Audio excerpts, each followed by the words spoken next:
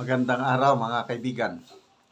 Gusto kong i-share sa inyo ang isang survey, face-to-face survey ng isang vlogger.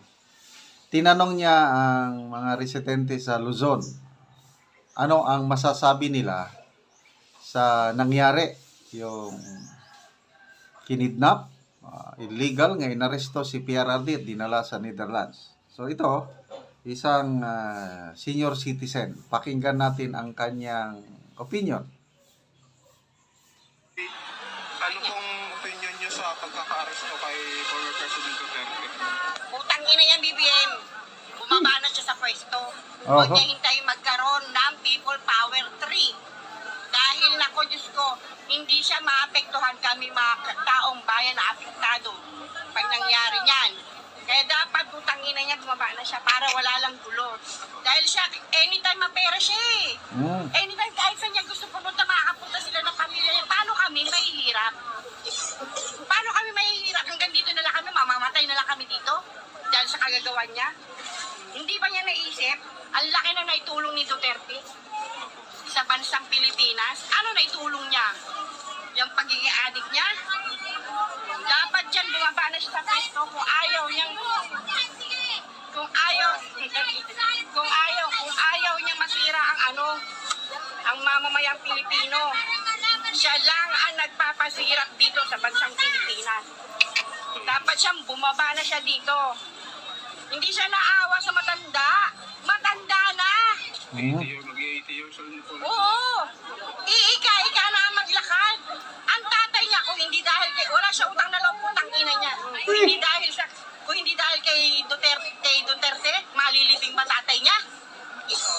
Hanggang ngayon, siguro ang tatay niya nandun pa sa bahay nila, naka-isolate. Hindi niya naisip yun. Sana hindi naman sa pera eh. Hindi naman kailangan ni Duterte pera. Kita mo, siya lang ang naging presidente ng Pilipinas na tignan mo ang bahay niya. Ganon at ganon pa rin, walang pagbabago. Hindi tulad ng lahat ng mga presidente na tumakbo. May means, may mansyon, kung saan-saan. Tapos daming negosyo. Ngayon, naku, grabe. Ma'am, tanong ko lang, ano po yung mga tumatak sa inyo na proyekto ni Tatay Digong? Ako, yung unang-una na, yung war on drugs. Diba? Kung hindi dahil kay Digong, baka mas lalong talamak ang mga drugs ngayon. Nung umupo si Digong, tignan mo, kahit pa paano, naglaylo ang mga adik. Yun lang. Thank you, ma'am. Salamat po. Ma'am, okay lang kami survey sa inyo. Ma'am, okay lang mag-survey? Namin sir, basta kami, solid kami. Tatay Digong pa rin kami. Tatay Digong kayo? Oo. I think sa Metro Manila ito. So, dito nga ang Facebook reel ito. Ang napakalutong na opinion ng taga Luzon kay PBBM.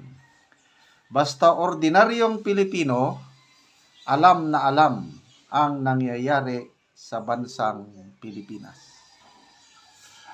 Ako na-touch ako, may nabasa akong comment kahapon. Tumatak sa puso't isipan ko sa United Arab Emirates. Nag-comment siya. Sabi, Sir, nakakahiya kami mga OFW dito sa UAE. Sinisingil kami ng mga dayuhan, mga kasamahan namin sa trabaho. Bakit daw isinorender natin si PRRD sa mga banyaga? Wala ba tayong pagmamahal sa ating kapwa Pilipino? Ganun. Mga kasama nila sa trabaho, mga amo nila, nagtatanong, nagagalit, bakit daw ginawa ng gobyerno natin sa isang dating presidente. So, kahit anong paliwanag nila ngayon na naaayon sa batas, ano ba yun, na sumunod lang daw sa obligasyon ng ating bansa, sa Interpol, wala daw halong politika, name it. Dami nilang rason. But, taong bayan ang maghusga kung tama ba yung ginawa nila o hindi. Tayo na po. Nagdurusa ang maraming Pilipino ngayon sa nangyaring ito. May napanood din akong video sa abroad na ito. I think Netherlands o ano. Matanda rin. Galit na galit. Ano bang, kung sino pa yung presidente na nagmamahal sa bayan, kung sino yung malaking naitulong sa mamamayang Pilipino, siya pa ang ginawan ng ganito. Tapos nagsalita na naman siya ng malulutong na hindi ko na lang banggitin. Nagmumura yung matanda sa Netherlands na napanood ko. Ganun na lang, wala na tayong magawa. Hanggang salita na lang tayo, pahayag ang ating mga pagkadismaya. Basta huwag lang tayong gagawa ng masama. Yung dahas o ano. No way, hindi pwede yun. Patibong nila ito na dahil sa nangyari, gagawa tayo ng kaguluhan. Ayun, may rason na silang mag-declare ng martial law. Kaya pakinggan natin ang mensahe ni PRRD. Sabi niya, ipinasakamay ko na sa Diyos ang nangyari sa akin. Whatever my destiny, so be it. Bahala ng Diyos. At relax lang kayo, sabi niya sa atin. Relax lang kayo. May hangganan din ang lahat. There will always be a day of reckoning. Tama po yun. Si Mayor Baste,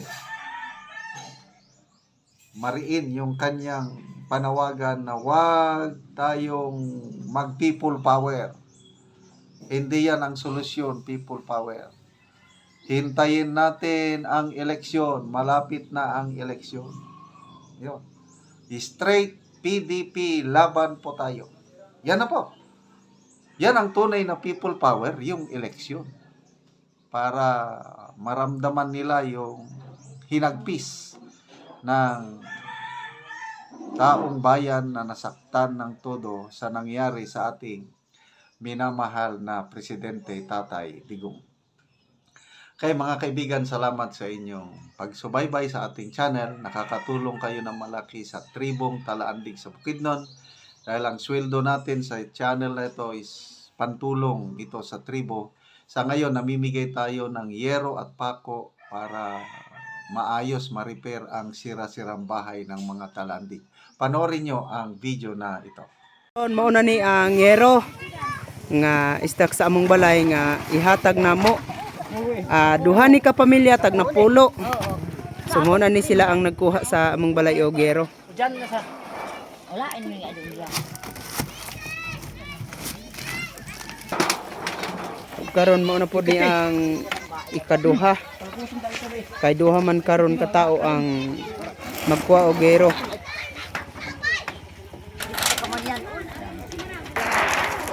Para kung pagpakuya do biraga. Kaya lang makatasong masalam. Lansan. Sumo na ay pagkakayan. Jay po nung ganyan. Oh, ito niya. Matulog lang yan.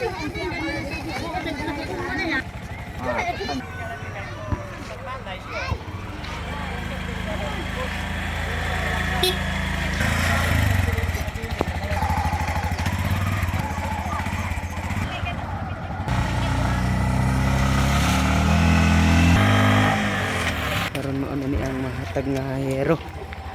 So abot na gid sa ilang balay.